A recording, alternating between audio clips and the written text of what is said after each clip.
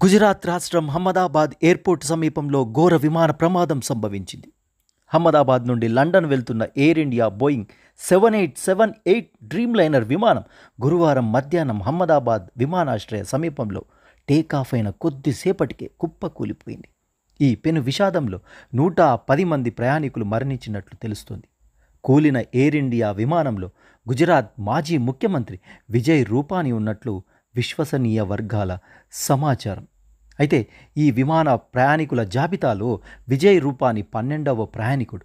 Z క్లాస్లో Rupani ticket book చేసుకున్నారనే ఆధారాలు వెలుగులోకొచ్చాయి. అహ్మదాబాద్లోని సర్దార్ వల్లభాయ్ పటేల్ అంతర్జాతీయ విమానాశ్రయం నుండి లండన్లోని గాట్విక్ విమానాశ్రయానికి మధ్యాహ్నం 1:10 సర్వీస్ ఉంది.